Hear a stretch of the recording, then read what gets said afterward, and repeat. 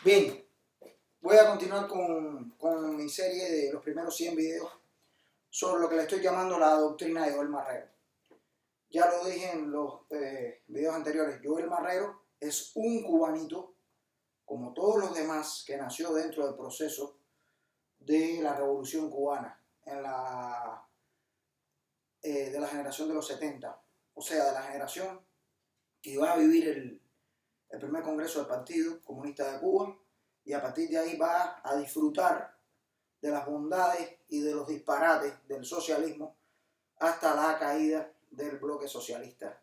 Por tanto, yo experimenté de manera inconsciente y ahora de manera consciente todo el proceso ideológico del cubano que vive en la época del socialismo cubano entre 1959 y 2016. Específicamente, yo nazco en 1970 y esto tiene una vital importancia. El tema que voy a tratar hoy es un tema que es el que directamente nos atañe a los que están viendo este tipo de videos. Otras personas quizás puedan ver este video también e identificarse.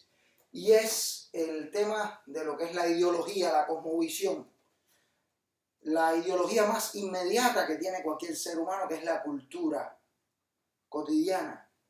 Y dentro de esa cultura existe, por supuesto, una serie de cosas, que es, por ejemplo, las costumbres alimenticias, el proceso de ir a comprar la comida, el proceso de celebrar una comida familiar, de tener un entorno para sentarse y compartir, para tener entornos para compartir y socializar con los amigos, ¿verdad? Eso es parte de la cultura. También la otra manera de socializar, de comportarse como un ser social, que es lo que es ya la cultura musical y los bailes sociales, etcétera, etcétera. Un entorno en el que se crea y se comparte una serie de valores.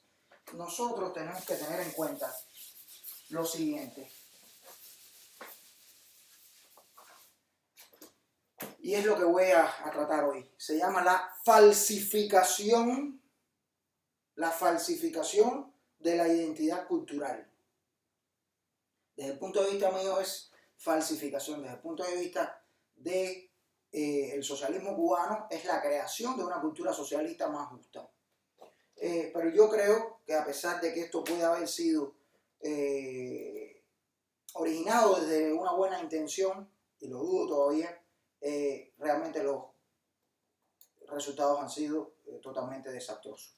Voy a hablar lo siguiente, voy a aclarar algo, porque este video se lo voy a entregar yo también a la seguridad del Estado de mi pueblo, se lo voy a entregar al gobierno de mi pueblo y se lo voy a entregar a todas las personas que se lo pueda entregar, porque en Cuba van, en 2 años más, debe haber un cambio ya prometido por Raúl Castro, y por tanto yo espero que en 10, 15 años la generación mía, que es la generación que es producto de la propia revolución, que está subutilizada, pueda poner en práctica todo lo que aprendió. Y voy a aclarar que estoy consciente que personajes como Eric Turro, que son dudosos, porque son personas que tienen una cierta relación preferencial con la embajada de Cuba en Australia, ese tipo de artistas que siempre están nadando entre las dos aguas, que no se sabe si son informantes de la seguridad del Estado o lo que sea, van a utilizar esto, por supuesto, porque es la única arma que tienen. Pero ya sabemos que las cosas cambian. Ya vimos la película La vida de otros sobre la Stasi en la República Democrática Alemana. Ya hemos visto todos los desastres que hubo con la revolución soviética, ¿verdad? La persecución de las propias personas que habían estado a favor al principio, como Trotsky, que lo fueron a matar a México, y todas esas cosas tenebrosas del socialismo estalinista que se ha llevado hasta Cuba, y que la gente ha abrazado, entre ellos mi abuelo, mi papá, yo mismo, toda mi generación, han creído y que se han decepcionado. Y lo voy a aclarar así. Yo me fui de Cuba cuando me di cuenta que el socialismo era una mentira, o que al menos ellos habían traicionado el socialismo. Porque cuando en mí 1998, ya Fidel anunciaba que se iba a caer el bloque socialista, y se cayó, porque él veía todo y tenían comunicación con Moscú, y estaban viendo todo el fenómeno de la perestroika. Y en Cuba se comenzó lo que le llamaban rectificación de errores, que de pronto todo el mundo dejó de hablar de él, como de la noche a la mañana, porque se dieron cuenta que la perestroika había conducido a un cambio más grande del que ellos pudieron controlar, y Gorbachev lo ha reconocido. ¿Recuerdan aquella frase de ahora sí vamos a construir el socialismo? Bueno, todavía no lo hemos construido. Por lo siguiente, y lo voy a explicar. Y lo voy a explicar a través de una cosa bien sencilla, que es el folclore cubano, la cultura cubana. ¿Está bien? Entonces, yo quiero que la gente entienda que hasta 1998 nosotros en la escuela estudiábamos materialismo dialéctico. Materialismo dialéctico, ¿verdad? Y comunismo científico. Comunismo científico.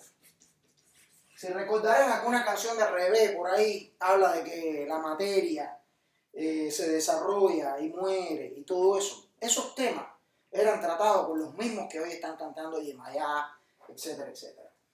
Todo este tipo de ideología fue sembrada en Cuba por el socialismo cubano. ¿Okay? El socialismo cubano es un socialismo tropical que agarra, no es tan ruso ni es tan alemán, que agarra lo que le conviene y lo que no le conviene lo deja por ahí tranquilito o lo trata a modo teórico, pero cuando van a la práctica vienen con la flexibilidad caribeña.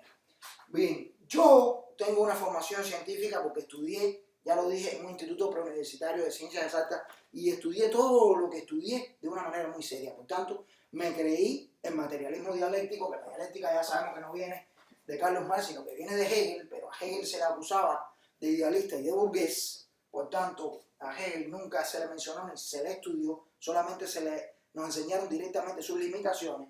Y estudiamos la grandeza ideológica del judío Carlos Marx y de la lucha de clases y todo eso.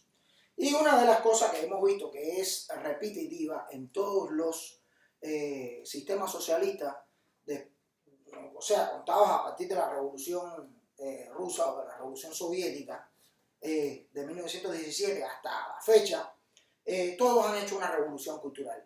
Tenemos la revolución cultural de Mao Zedong, tuvimos la revolución cultural en todos los lugares, y en Cuba también la hubo a la manera caribeña, a la manera del ron mezclado con la gozadera, mezclado con la persecución y con montones de cosas. No con asesinatos públicos, no con todas las cosas que se hicieron en otros lugares, pero a la manera caribeña no los hicieron. Y lo voy a decir así, fíjense. Voy a aclarar la gran victoria de Fidel Castro. Ya alguien comparó en algún momento a Fidel y al gobierno de Cuba con Hitler.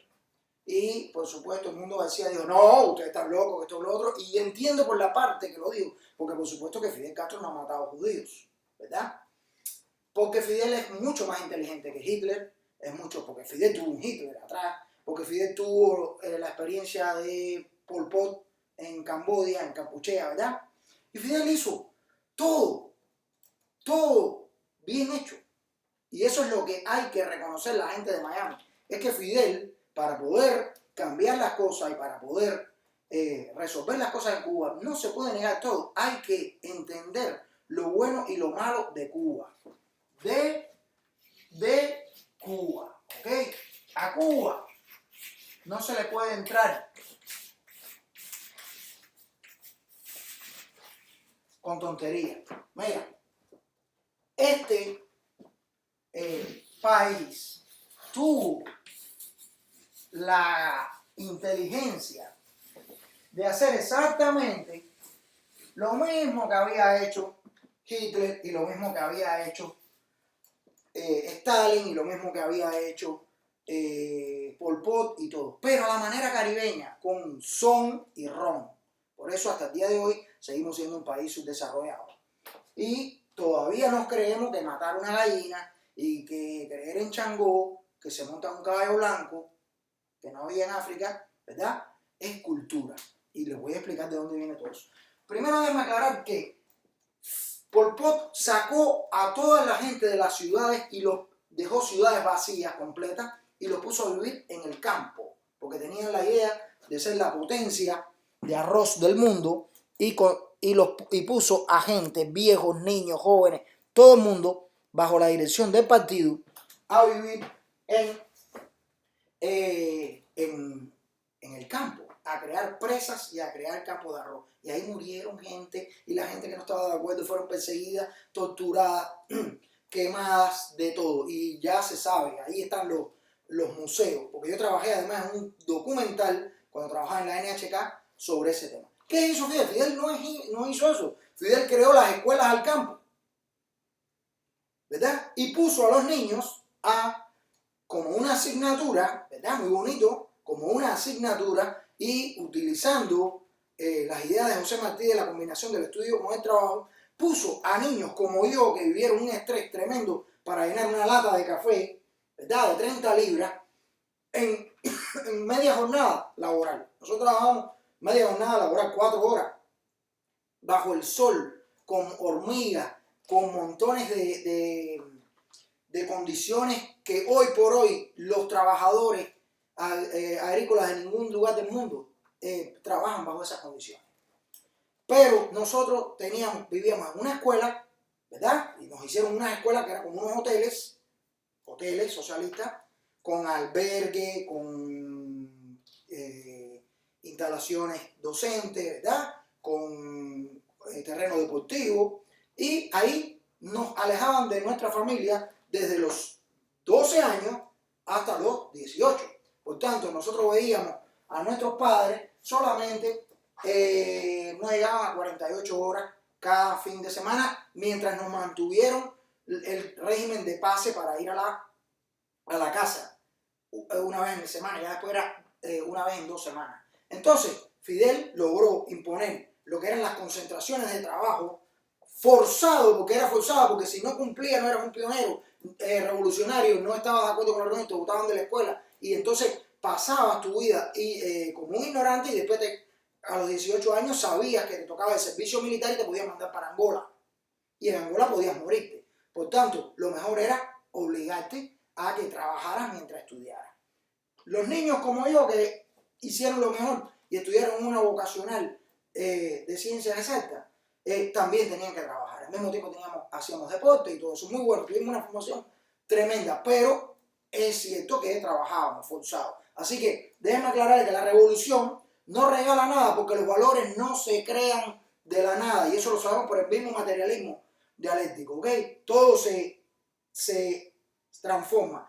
Todo lo que nosotros recibimos de educación está pagado desde los 12 años hasta todo el tiempo que trabajamos, porque hasta en la universidad nos obligaban de cierta manera moralmente en nuestras vacaciones ir a trabajar en las brigadas estudiantiles de trabajo, ¿verdad? Eso es un éxito rotundo de Fidel. No hizo lo que hizo Pol Pot, sino que creó escuelas y educó a su gente bajo su ideología, porque si tú tienes un grupo de esclavos, tú los educas, los pones en un cabildo a rezarle a Cristo, etcétera, etcétera, para que ellos se eduquen, para que ellos aprendan a tocar violín y ellos te sirvan tocándote en el almuerzo dominical, ¿verdad? Así sucede. Entonces, por supuesto que Hitler creó las juventudes hitlerianas, así fue creando determinadas organizaciones de masa. Eso se hace en la Unión Soviética igualito. Stalin y Hitler, simplemente la única diferencia que tenían por medio era que Hitler estaba en contra de la burguesía judía, que eran los dueños de los bancos, que eran los usureros, que eran los que no participaban en la guerra, no participaban en el proceso de producción, todo era la parte del intermediario, y ya sabemos que el hijo puta de Hitler en un par de años eliminó el desempleo, subió los ingresos per cápita y le dio trabajo a todos los alemanes. Él lo que quería dentro de su fanatismo era crear en su país un país para las personas de su país. Dense cuenta que Alemania hasta ese momento nunca había sido un país que había desarrollado guerras de conquista como Inglaterra, como ahora Estados Unidos, como todos los países que España, ¿verdad?, del cual yo soy fruto. Todos esos países que conquistaron otras tierras, mataron toda esa gente, ya estaban hechos. Alemania era un país chiquitico que además estaba invadido por una cierta población que no participaba ni en la guerra para defender el país y todo eso. Así que él debía haber tenido su razón. Pero dentro de eso él creó las organizaciones políticas y de masa. Creó un partido, nosotros tenemos un partido único, ¿verdad? Creó la policía secreta, ¿verdad? También nosotros tenemos una, igual la KGB, la Stasi, todo el mundo. La Checa, todo eso es idéntico. Por tanto, sí, nos hemos parecido mucho. Y la defensa de los derechos de la mujer, los niños, desde niños como pioneros exploradores. Yo pasé también un círculo de tránsito, un círculo de pioneros exploradores, ir al campo porque venían los americanos y nos iban a invadir y teníamos que aprender a vivir en la montaña, ¿verdad? A sobrevivir. Todo eso lo vivimos de chiquito. También vivimos de chiquito el odio al colonialismo, porque recuerden que el colonialismo es la fuente del capital original según la teoría marxista-leninista. A través de los procesos de expropiación de los recursos de un país a través de la invasión colonialista, se supone que nace el capitalismo, que tiene un capital inicial, y de ahí entonces aparece todo el proceso de generación de plusvalía y todo eso. Por tanto, no colonialismo, no español. Y nosotros nacimos con nuestro héroe, como mismo se utiliza la propaganda en otros lugares, y ya solo sabemos que se utiliza el diversionismo ideológico, y eso es un tema que nosotros dominamos mucho dentro del socialismo, es que los americanos tienen su héroe, Superman, nosotros tenemos nuestro héroe Man-B rebelde, que le corta el cuello a los españoles, los hace pasar en ridículo, y tuvimos dibujos animados en que crecimos. Nosotros no crecimos viendo Mickey Mouse, porque en mi época vimos un poquito de muñequitos americanos y después aparecieron todos los muñequitos socialistas, Bole y Lole, el cocodrilo Xena, Churraca, con los alumnos, con los estudiantes que iban a construir algo para la comunidad, ¿verdad? Nosotros tuvimos una ideología completamente nueva. ¿Por qué? Porque nosotros somos el hombre nuevo, igualito que el hombre que pretendía tener Hitler. Ese es el hombre nuevo. Y el hombre nuevo necesita una cultura nueva. Por tanto, todo esto va orientado a hacer desaparecer la cultura burguesa, que se considera burguesa. Todo lo que viene de colonialismo, un hombre que vino de Canarias y trabajó y después se hizo de una bodega, es un burgués, ¿verdad? Por tanto, se le quita la bodega, se le quita la propiedad a todo el mundo y se centraliza la propiedad en el Estado. Y el Estado, que son personas, pueden nombrarse, que son representantes del pueblo, y decidir lo que les dé la gana, ¿verdad? Y cuando vas a participar en los medios que hay para participar, si te pasas y contradices a alguien personalmente, te estás contradiciendo al Dios Estado. Por tanto, el idealismo del burgués pasa a ser el idealismo del materialista, socialista, y también sabemos que no puedes ir en contra de ellos. Ejemplos de ellos son Pepe Agote, Jorge Gómez, toda esa gente que son pequeños dirigentes, que fueron dirigentes de la Casa de la Cultura, son pequeños miembros del Partido Comunista, gente que obedece todo ese tipo de filosofía y por supuesto tienen ventaja. Y un día se van echando de Cuba y empiezan a vivir de los títulos y de las cosas que supuestamente tenían. Entonces, yo voy a hablar ahora en el otro video de qué es la ingeniería ideológica, ingeniería social, ¿ok? Ingeniería social y en la construcción de una nueva cultura, la cultura del proletariado y la recodificación de la identidad nacional antes de 1959, que se consideró completamente burguesa, blanca, terrateniente, colonialista y enemiga del nuevo proletariado, que va a tener una nueva cultura y una nueva ideología, ¿verdad? Y de ahí vamos a entrar en lo que es el folclore afrocubano construido en laboratorios del socialismo, para que se entienda que no es problema de racismo ni problema de nada, es problema de que hemos caído en esa trampa y nos están ahora mismo, terminó el socialismo, terminó todo eso, ya terminó hace rato, y poco a poco hay un proceso de transición en la que se están reinstalando, y ahí nos han dividido a todos y nos han puesto a luchar con mentiras,